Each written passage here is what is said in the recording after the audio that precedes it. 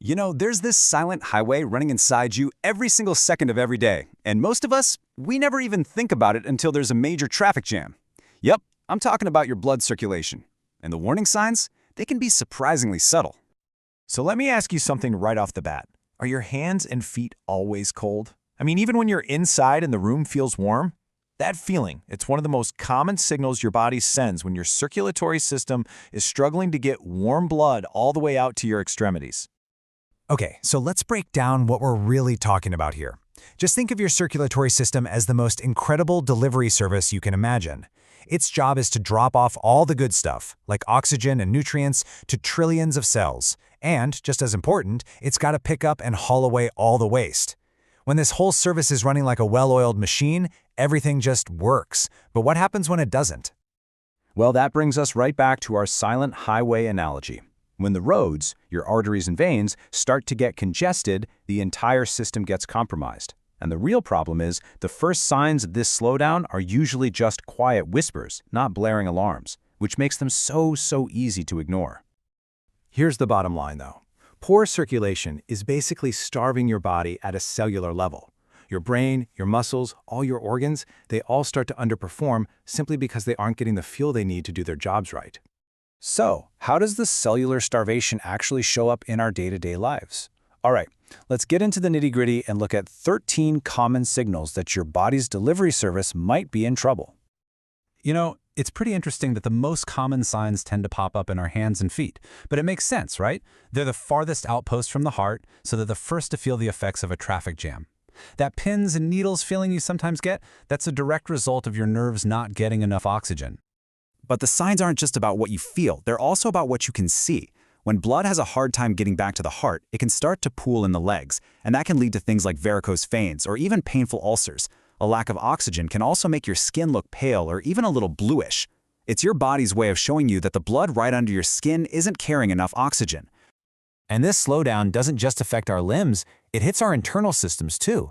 I mean, when your digestive organs don't get enough blood flow, they can get thrown out of whack. And this is a big one. When your brain's oxygen supply is running low, you can get that awful, frustrating brain fog, which makes it so hard to concentrate or remember things. And to round it out, let's look at a few more key indicators. Ever have that feeling of heavy, tired legs? That's your muscles practically screaming that they're running on empty.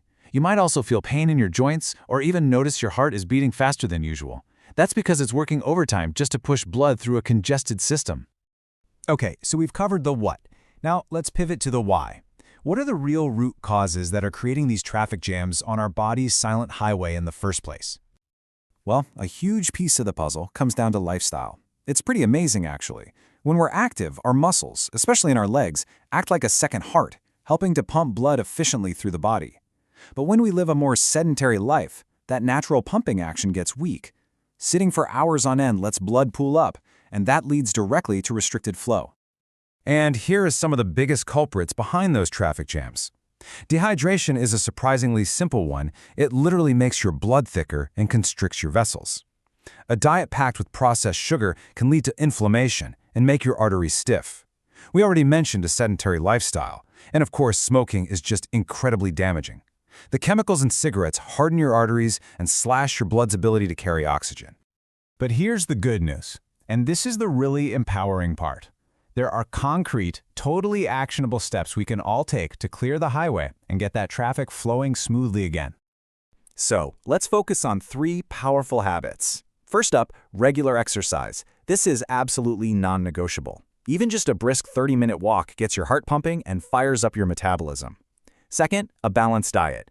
Think foods rich in omega-3s, like salmon, and flavonoids, which you'll find in berries. They help keep your blood vessels flexible. And hey, don't underestimate your spice rack. Things like garlic and ginger actually have compounds that help your arteries relax and open up, improving flow. And here's a super simple but vital reminder. Please, drink enough water. Staying hydrated is one of the easiest and most effective ways to support your circulation.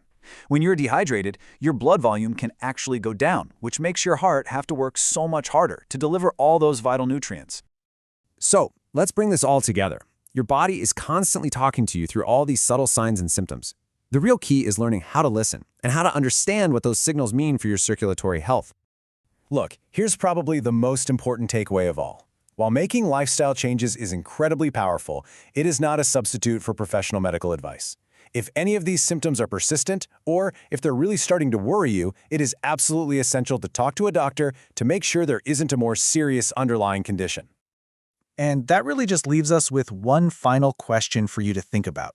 After everything we've just covered, just take a quiet moment and check in with yourself. What is your body telling you?